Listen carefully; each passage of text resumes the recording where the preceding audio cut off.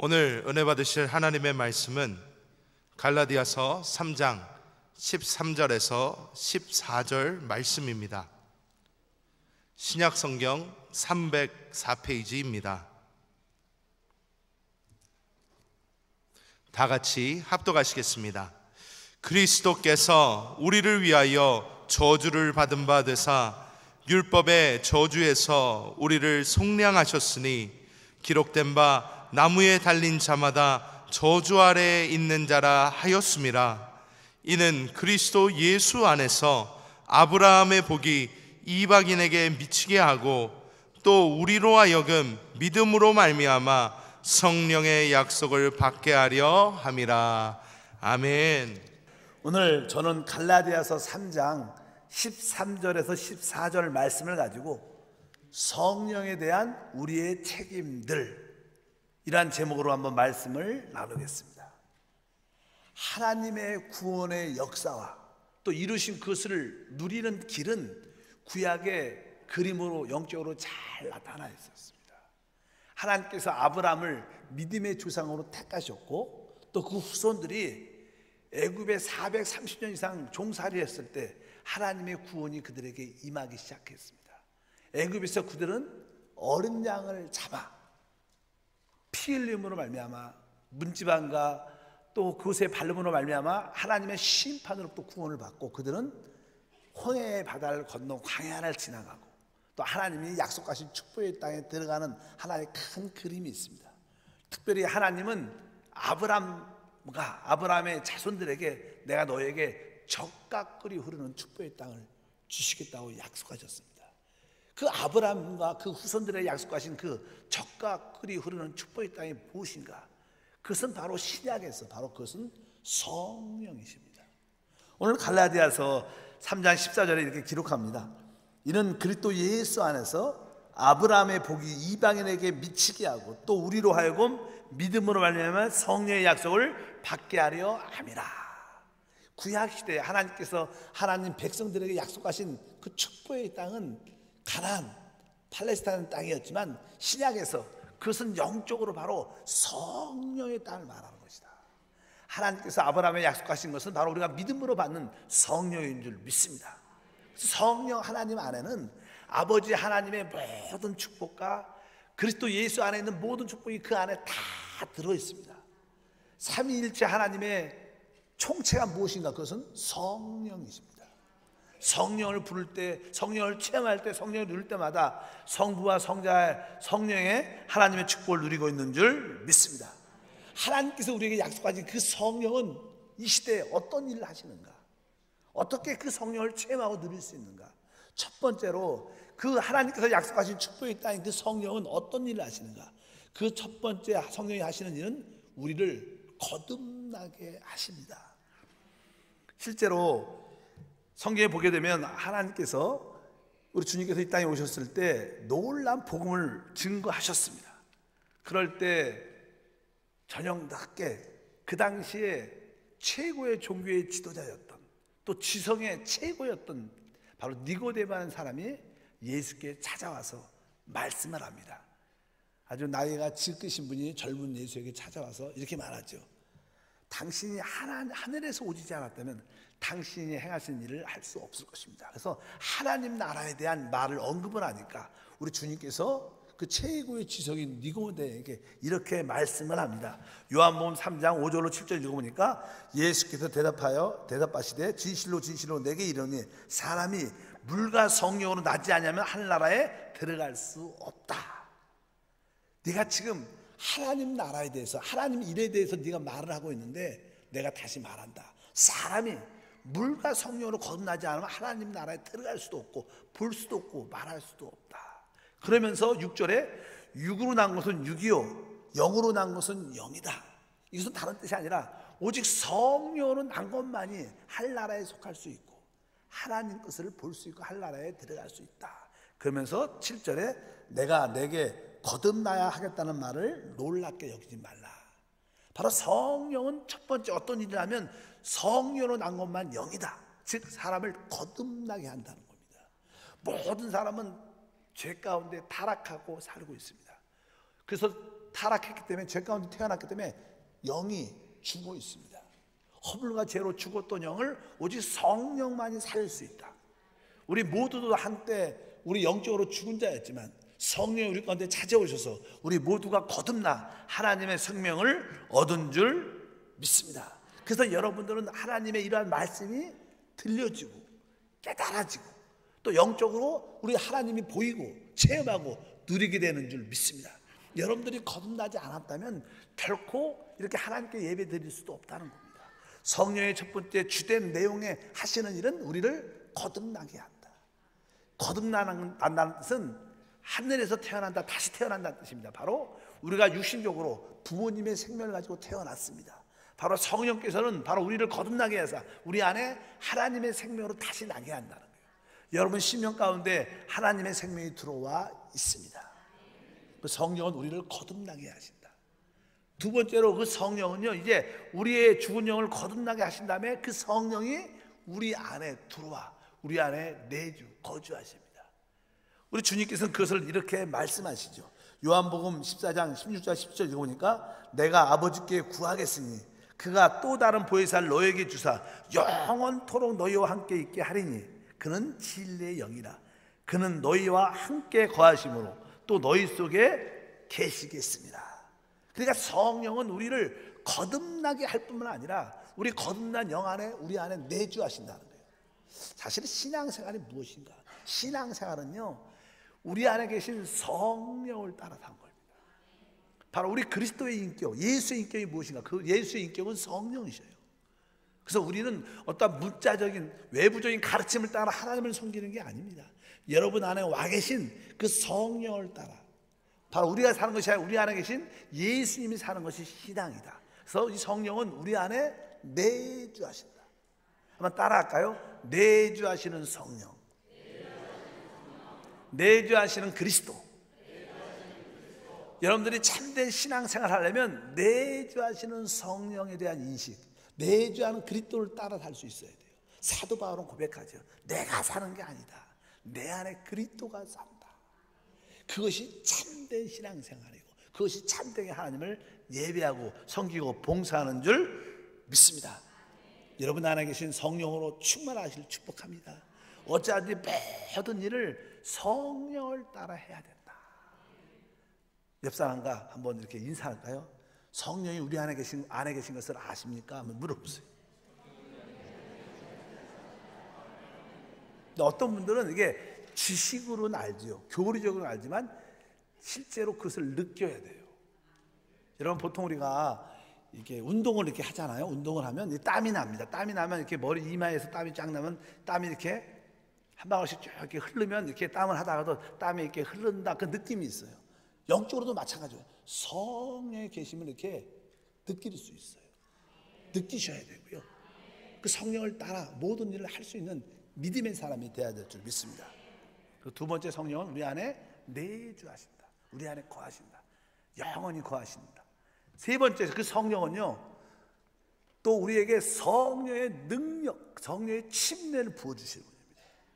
우리가 그냥 이런 고백을 많이 하죠.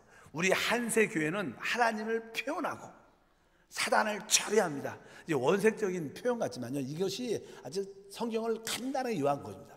하나님이 우리를 하나님의 형상대로 창조하시고 특별히 땅에 기는 것을 다스리게 하셨어요.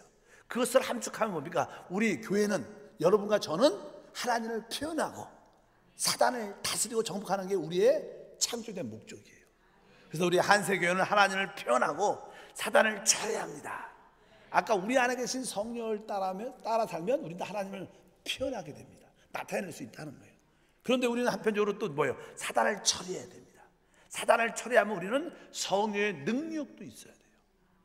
그래서 저는 성경에 사도행전 1장 8절 읽어보니까 오직 성령이 너에게 임하시면 너희가 권능을 받고 땅끝까지 이르러 내 증인 될 것이다. 성령이 우리 위에 부어질 때 우리는 권능, 권세와 능력을 갖게 되고 사단을 처리하는 것입니다. 복음을 전파한다는 것은요, 사단을 처리한다는 뜻입니다. 왜 우리가 사람에게 복음을 전할 때 이 구원받지 못한 사람들은 다 사단의 세간, 사단의 소유물입니다. 사단한테 붙잡혀 있어요.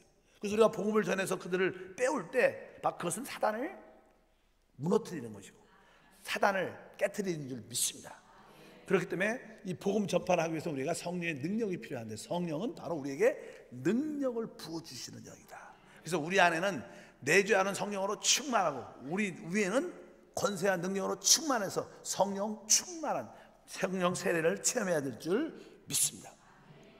또 이제 한 가지 더 하면, 성령은 모든 믿는 자에게 하나님을 잘 섬길 수 있도록, 교회를 잘 섬길 수 있도록 은사를 주십니다. 원래 은사라는 뜻은요, 선물이라는 뜻. 선물. 하나님께서 선물은 주는 사람이 주고 싶은 대로 주는 거예요. 선물이니까 선물. 뭐 일을 해서 받는 선물은 그냥 주는 선물이니까. 그러니까 주시는 분에 따라 성령은 우리에게 은사를 주신다. 선물 주시는 분입니다. 근데 예수를 믿는 사람들은 나름대로 다 적어도 한 가지 이상 영적인 선물, 은사를 가지고 있어요. 여러분들의 은사 선물이 무엇인지 아십니까? 아시길 바랍니다. 어떤 분들은 뭐 사랑의 은사, 어떤 사람은 믿음의 은사, 지혜의 은사, 다양한 은사가 있어요. 은사는 개인적으로 먼저 주시고 또 교회 전체를 위해서도 주시는 거예요. 개인적인 은사는 다양합니다. 많습니다. 20개 이상이 있지만 여기에는 오늘은 9개만 기록해 나왔는데, 우리 고린도전서 12장에 보면 4절부터 보면 이렇게 써 있습니다. 은사는 여러 가지나 성령 같다. 똑같은 성령이 은사는 다양하게 준다는 거예요. 그러면서 뒤에 보니까 각 사람에게 성령을 나타내심은 유익하게 하려 하심이라. 어떤 사람에게는 성령을 말미암아 지혜의 말씀을, 지혜의 은사죠. 어떤 사람은 지식의 은사. 뒤에 보니까 어떤 사람에게는 같은 성령을 따라 지식의 말씀을, 다른 사람에게는 같은 성령으로 믿음의 은사를, 어떤 사람에게는 한 성령으로 병 고치는 은사를, 어떤 사람에게는 능력 행함을, 어떤 사람에게는 예언함을, 어떤 사람에게는 영들을 분별함을, 다른 사람에게는 각종 방언을 말하면, 어떤 사람에게는 방언 통변함을 주시나니. 이 모든 일은 같은 한 성령이 행하사 한 성령이 다양한 성도들에게 각자에 맞게 은사를 주신다는 거예요. 주로 이제는 우리가 방언의 은사가 가장 기본적인 것 때문에 방언의 은사가 받은 은사도 많습니다. 어떤 사람은 통변의 은사도 있고, 또 어떤 사람은 지혜, 지식의 은사, 또 어떤 분들도 은사가 있어서 기도해 주면 병이 좀 잘 나요. 그런 분은 어떤 분들은 기도만 하면 믿어져. 어떤 사람은 안 믿어집니다.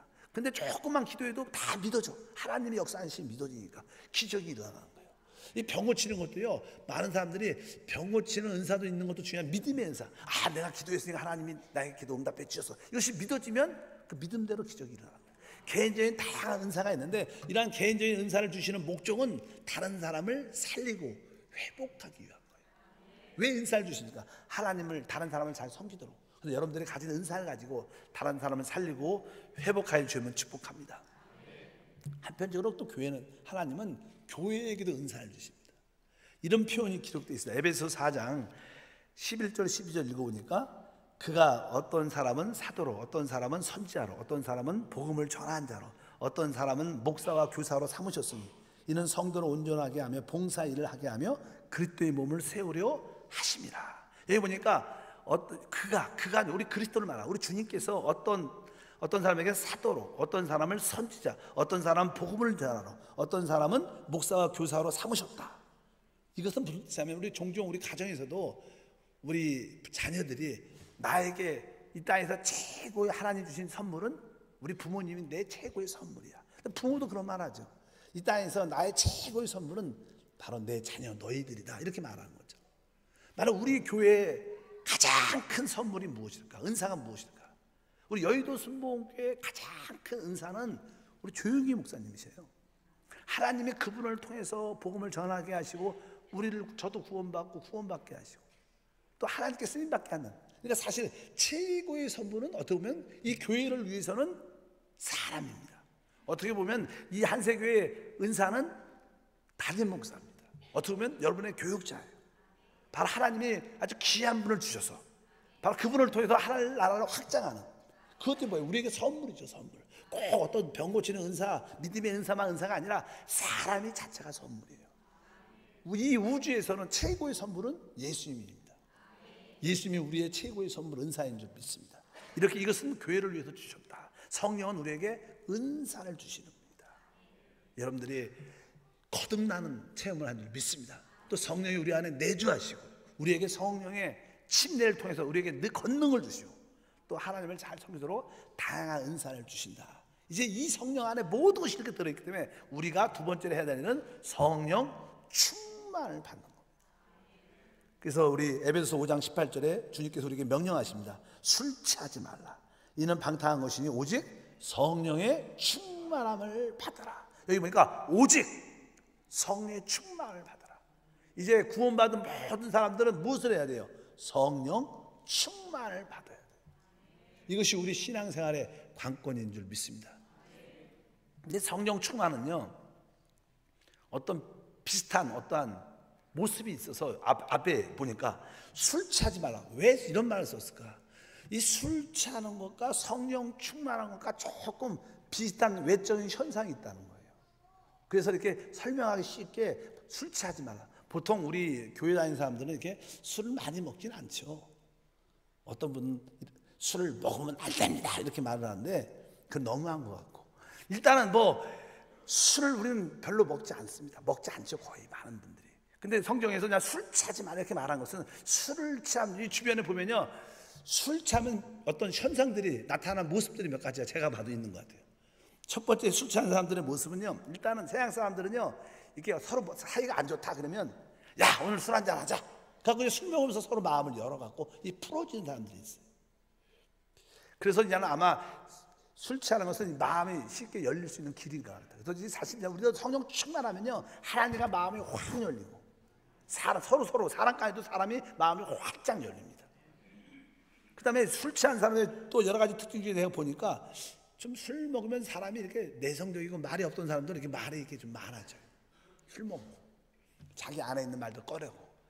우리 제대로 성령 충만 받으면요, 우리가 좀 부끄러웠는데 이제 예수를 자꾸 말하게 돼요. 그래서 서양 사람들은 예수 믿었더니 우리 집사람이, 우리 남편이 좀 말이 많아진 것 같아요. 이건 좋은 현상입니다, 사실. 왜? 그분이 성령 충만하니까 어떻게 예수를 잠깐 말하고, 말씀을 말하고, 교회를 말하고, 하나님을 말하게 되는 거예요. 아마 증상이 좀 그런 모습이 있기 때문에 이렇게 술 취하지 말라 그러지 않았나. 또 술 취하면요, 사람이 담대죠. 술 취하면 약한 사람도 막 세상 말로 객기를 부리는 사람도 종종 있어요. 어쩌든지 담대하고 부끄러워하지 않아요. 성령 충만도, 성령이 충만하면요 담대해집니다. 그리고 부끄러워하지 않아. 바울이 그러죠. 나는 복음을 부끄러워하지 않는다. 복음은 모든 믿는 자에게 구원을 주신 하나님의 능력이다. 그러면서 막 부끄러워하지 않고 담대하게 복음을 전하는 그런 역사가 있습니다. 우리는 술 취해서는 안 되고 반대로 우리는 성령이 충만해요. 진짜 담대하고 복음을 부끄러워하지 않고 예수를 말하고 마음을 활짝 열고 다른 사람을 살리는 사람이 돼야 된다. 그러면 우리가 어떻게 해야지 성령 충만할 수 있는가? 아주 간단하게 여기 기록해놨어요. 첫 번째, 여러분 성령 충만함을 체험하려면 나에게 성령의 권능이 필요하다, 이런 필요함을 느껴야 돼요. 무엇을 느껴야 돼요? 나에게 필요함을 느끼는 게 중요합니다. 아무리 좋은 음식이 많이 준비돼도요, 내 배가 고프지 않으면 별로 관심이 없어요. 별로 먹고 싶지도 않아요. 그러나 별로 반찬이 없어도요, 내가 배가 많이 고프면 아주 그 반찬도 밥도 맛있게 느껴져요. 왜? 내 필요를 느끼니까. 성령 충만도 마찬가지입니다. 나에게 하나님의 능력이 필요해. 나에게 하나님의 능력이 필요해. 이런 관심이 있어야 돼요. 관심이 있어야 돼요. 전혀 관심이 없는 이런 시대에 우리가 살고 있습니다. 많은 사람들은 성령 충만해도 관심이 별로 없어요. 노력도 하지 않습니다. 그럼 받을 마음도 없어요. 그래서 안 된다. 여러분들이 성령의 권능이 나에게 필요합니다. 애통함이 있기를 주님은 축복합니다. 보통 우리가 이런 얘기 많이 하죠. 사랑의 반대말이 뭔가? 사랑을 반대하는 말. 사랑을 반대한다 그러면 사람들이 미움, 증오 이렇게 말합니다. 그렇지 않습니다. 여러분, 사랑하니까 다른 사람을 미워하기도 하고 지금 사실 사랑과 미움은 같은 부류예요. 그 사람에게 관심이 있으니까 사랑도 하고, 관심이 있으니까 미워하기도 하고, 관심이 있으니까 증오도 하는 겁니다. 진짜 사랑의 반대는 무관심입니다. 전혀 아프든지 좋든지 좋은 일이 일어났든지 하든 전혀 관심 없는 거예요. 마찬가지입니다. 여러분 마음속에 성령의 필요함을, 관심을 가져야 돼요. 이 시대에 너무 성령 충만에 대한 무관심을 갖고 있어요. 그것은 하나님 기뻐하지 않아요. 오늘 여러분들 성령 충만하기를 축복합니다. 그래서 여러분 마음속에 나는 성령 충만함이 필요합니다. 애통한 마음이 있습니다. 제가 오래전에 읽었던 간증 중에요, 어떤 자매님이 유방해요. 수술했습니다. 오래 옛날이죠. 요즘에는 이 유방암이 빨리 발견하면 금방 이렇게 잘 수술해서 재발도 없죠. 그래갖고 옛날이니까 오래됐으니까 나는 수술을 그냥 했는데 결혼을 하게 됐어요. 그러니까 임신을 하게 되는데 시간을 쭉 지나다가 임신을 하고 애가 좀 몇 개월 됐을 때 다시 유방암이 재발된 거예요. 항암 치료를 받을 수도 없고 또 상태가 안 좋아지는데 아이를 가지니까 이 자매님이 의사가 애 유산시켜야 됩니다. 아닙니다. 난 내가 죽더라도 나 애를 출산시킬 겁니다. 이 생명을 낳을 겁니다. 막 해갖고 결국 목숨을 걸고 애를 낳았어요. 상태는 안 좋아지죠. 치료를 받을 수 없고 약을 먹을 수 없으니까. 그래갖고 애를 낳자마자 아이를 친정 어머니한테 맡기고 기도원에 들어간 거예요. 뭐 애를 낳지만 애에게 젖을 먹일 수도 없죠. 그리고 암 3기 이상 됐으니까 재발했으니까 이제 의사도 포기했죠. 그러니까 이분이 자기가 생명을 낳고 이제 죽으면 죽겠다. 오살레 기도원에 들어가서 100일 작정을 했어요. 내가 어차피 죽을 건데 애도 키우지도 못할 거. 그걸 내가 살든지 죽든지 목숨 걸고 하나님께 성령께 맡기기 시작해요. 그냥 울면서 여러분 금방 난 아이를 엄마한테 맡기고 안아보지도 못하고 기도원에서 부르짖는 그 한이 있는 기도, 지금 끈질긴 기도, 그 상한 마음의 기도가 왜 응답이 안 됐으면 그렇게 울면서 기도를 10일 이상 지났을 때 성령이 오신 거예요. 떼굴떼굴 굴러더니 진짜 이게 치유되고 녹아지고 사라지는 그런 안타까움, 진짜 나에게 그런 필요를 느낀 거예요. 나에게 성령의 권능이 필요합니다. 하나님, 내가 내 아이를 키워야 되지 않겠습니까? 하나님 도와주십시오. 이렇게 간절한 필요를 느끼고 기도하니까 성령의 역사하는 줄 믿습니다. 여러분에게 그런 간절함이 있어야 된다는 거예요. 그저 줘도 좋고 안 줘도 그런 데도 안 될 것이다. 어차피 여러분들이 성령의 권능의 필요함을 뼈저리게 느끼기를 축복합니다. 그럼 하나님께서 여러분에게 그 성령의 권능을 부어주실 줄 믿습니다. 하나님께 쓰임받기로 작정하기를 원하는 사람에게는 하나님의 역사이죠. 하나님, 나는 이 마지막 때 하나님께 쓰임받기로 나를 사용해달라고 기도하면 하나님이 성령의 권능을 부어주신다. 성령 충만 받으려면 두 번째로는요, 여러분들이 회개를 해야 된다. 우리 예수님도 회개하라, 천국이 가까이 왔다고 말씀하십니다. 또 회개라는 뜻이 무엇인가? 회개라는 것은요, 우리 자신을 비워내는 뜻을 의미합니다. 비워낸다는 거. 우리는 우리 안에 죄를 붙잡고 있고 육신을 붙잡고 있고 내가 좋아하는 것을 붙잡고 있고 내 중심적인 것들을 꽉 붙잡고 있습니다. 그러니까 성령이 들어올 자리가 없는 거예요. 오실 자리가 없는 거예요. 그러나 여러분들이 진정한 하나님, 내가 죄를 사랑했던 것을, 육신을 사랑했던 것을, 내 뜻대로 살고 싶었던 것을, 내가 사랑한 것을 꽉 붙잡고 있는 것을 하나님 앞에서 내려놓습니다. 여러분 자신을 이렇게 하나씩 그런 것들 비워내면 그 빈자리에 성령이 오신다는 거예요. 성령은 공기라는 뜻이죠. 공기. 여기도 만약에 이 방이 진공 상태인데 문을 누가 활짝 열었다 그러면, 진공 상태에서 문을 활짝 열면요, 그 공기가 순간적으로 유입이 쫙 들어옵니다. 그건 당연한 마찬가지입니다. 우리 자신을 비우면 비울수록 그 자리에 성령이 채워지게 돼 있어요. 여러분들이 진정으로 성령 충만을 받으려면 여러분 자신을 비워야 돼요. 세상을 사랑하는 마음을 비워야 됩니다. 돈하는 그런 마음을 비워야 돼요. 자기 중심적인 것을 비워야 됩니다. 여러분들이 내려놓고 비워낼수록 성령은 채워지고 하나님의 역사는 우리 가운데 충만하게 나타날 것을 믿습니다. 여러분들은 오늘도 비워내는 작업을 하셔야 돼요. 하나님, 나에게 성령의 권능이 필요하고 내가 다른 걸 붙잡고 있는, 성령을 왜 붙잡고 있는 것을 내가 기쁨으로 비워내기를 원합니다. 그러면서 기도하면서 하나하나 죄를 내려놓고 세상을 사람 마음을 내려놓고 육신을 내려놓고 내 중심적인 내 고집을 내려놓으면 성령이 채워져서 충만함을 느끼게 되는 거예요. 그 여러분들이 이렇게 여러분 자신을 확실하게 비웠다는 믿음이 있으면요, 성령은 자동적으로 충만하게 채워진다. 신앙에서 마지막 단계는 믿음인 거예요. 믿으면 우리는 얻습니다. 여러분 구원 어떻게 받았어요? 믿음으로 받았어요. 이미 이 구원은 2000년 전에 주님이 십자가에서 몸짓고 피 흘리심으로 이루어진 사건입니다. 이미 이루어진 사건이에요. 그러나 오늘 믿으면 그것은 지금 내가 체험하는 거예요. 성령도 이미 오순절날에 부어진 거예요. 오늘 믿으면 오늘 내게 능력으로 나타나는 겁니다. 결국은 마지막에 모든 신앙은 믿어야 되는 거예요. 하나님의 권능의 필요함을 믿고 내가 붙잡고 있는 모든 것을 회개하고 비워내면 나는 성령이 충만하다. 자꾸만 성령 충만을 느끼려고 해서 안 돼요. 우리가 종종 바람처럼 불처럼 우리가 막슉 이런 소리 아니면 뜨거운 불 막 이런 생각하면 안 됩니다. 믿음으로 받아야 돼요. 여러분들이 여러분 자신을 비웠다면 여러분은 성령이 충만한 거예요. 근데 우리 교회가 가장 많이 외치는 게 몇 가지가 있죠. 그 중에 하나가 나는 성령이 충만해. 이 믿음이에요. 한번 따라할까요? 나는 성령이 충만하여. 시작. 아멘. 근데 아멘까지 해야 돼. 아멘까지. 다시 한번 시작. 나는 성령이 충만하여. 아멘. 나는 성령이 충만하여 예배합니다. 나는 성령이 충만하여 기도합니다. 나는 성령이 충만하여 직장에서 일합니다. 나는 성령이 충만하여 공부합니다. 여러분들 그러면 우리 주님께서 내 믿음대로 성령이 함께 해주시면 모든 효과와 모든 일에 배가 역사가 나타날 줄 믿습니다. 그런데 여러분들이 믿어야 돼요. 그래서 기도를 딱 하고 기도가 끝났으면 어떻게 해야 돼요? 나는 성령으로 충만하다. 나는 성령으로 충만합니다. 막 믿음으로 선포해야 돼. 그러면 여러분에게 그 성령의 권능이 자연스럽게 나타날 줄 믿습니다.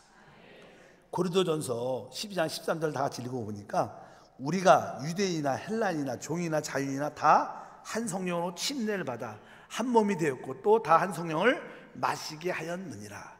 이 말씀이 아주 중요한 말씀입니다.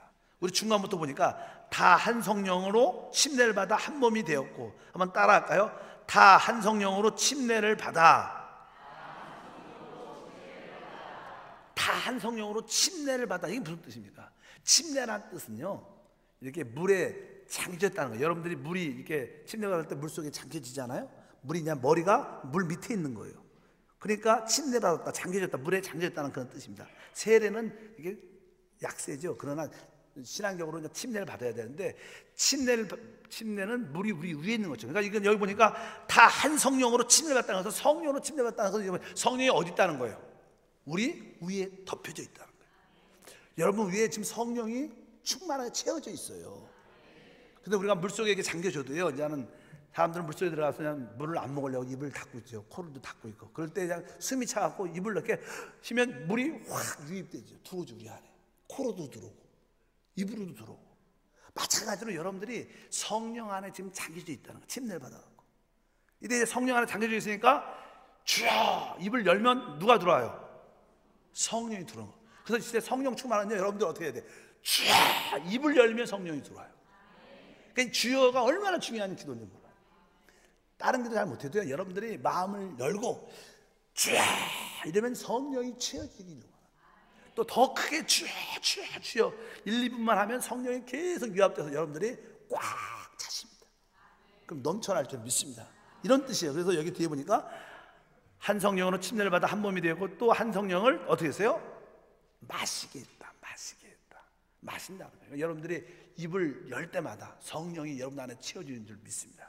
그래서 여러분들은 지금 성령으로 충만하신 거예요. 나는 성령으로 충만합니다. 또 한번 따라합니다. 나는 성령으로 충만합니다. 아멘. 시작. 나는 성령으로 충만합니다. 아멘. 내 믿음대로 달지어다.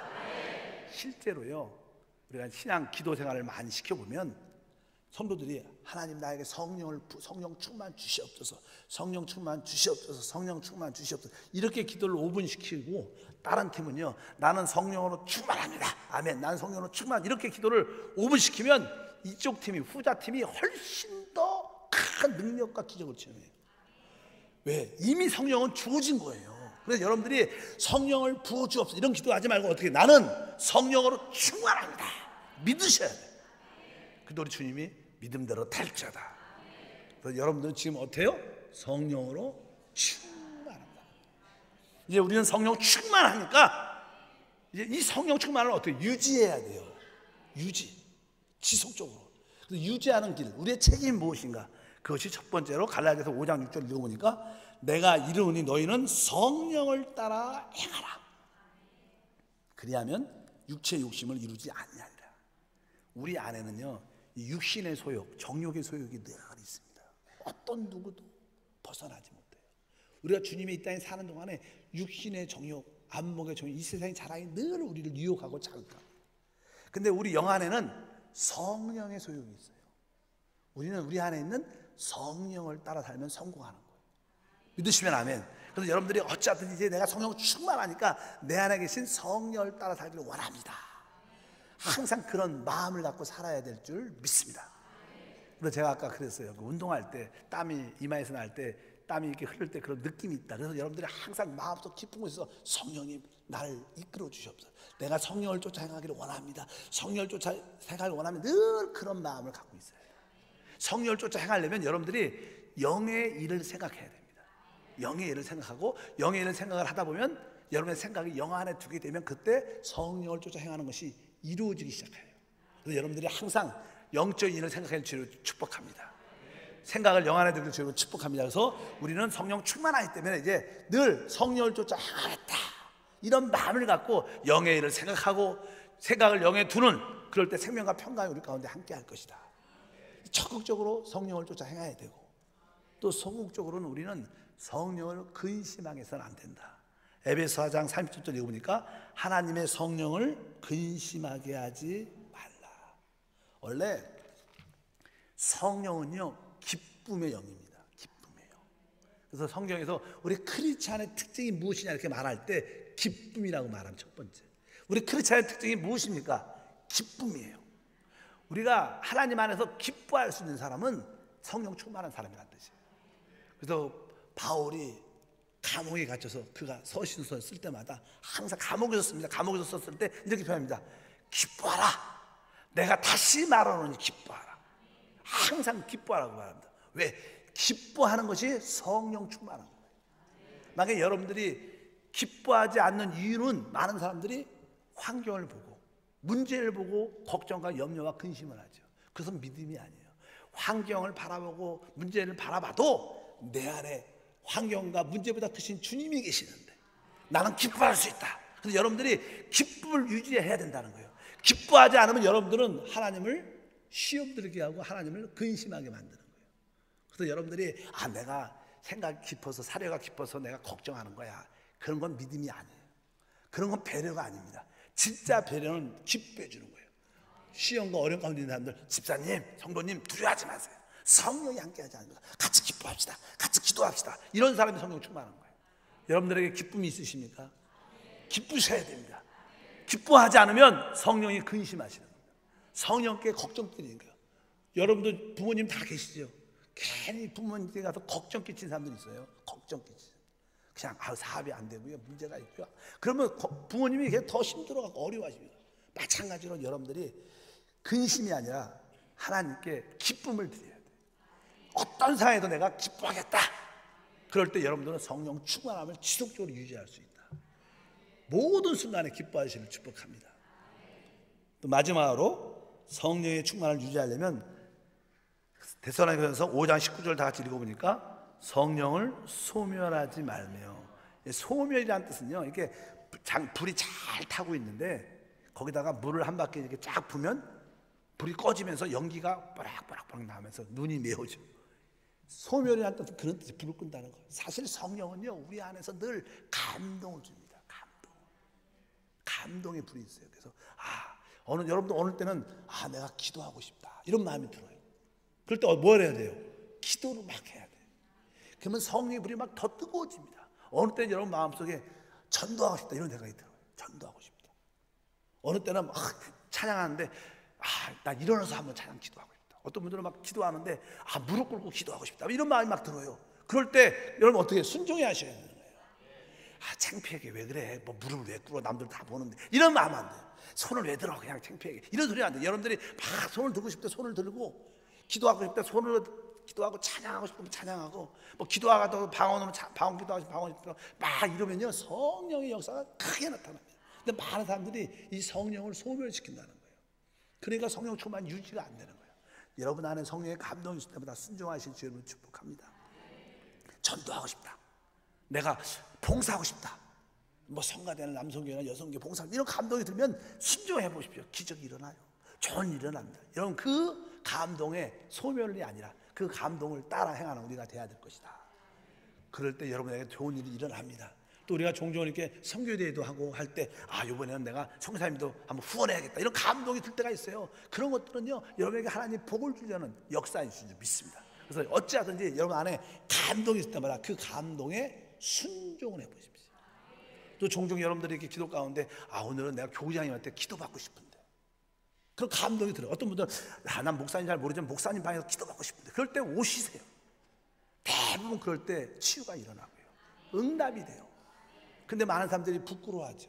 그러면 성령을 소멸시키니까 성령 충만이 유지가 안 되고 축복을 상실할 수밖에 없다.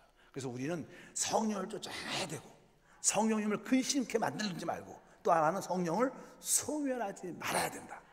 이것이 우리의 책임이다. 여러분들 모두가 성령에 대한 책임을 지기를 주님으로 축복합니다. 기도하겠습니다. 하나님 아버지 감사합니다. 다시 한번 이 시간에 믿음으로 기도합니다. 하나님의 모든 축복은 성령 안에 있습니다. 아브라함에 주신 축복의 땅이 바로 성령입니다. 하나님, 성령의 땅을 마음껏 누리게 도와주시고 성령을 인격적으로, 성령을 놀라운 능력으로 다 체험할 수 있도록 은혜를 더하여 주옵소서. 예수 이름으로 기도합나이다. 아멘.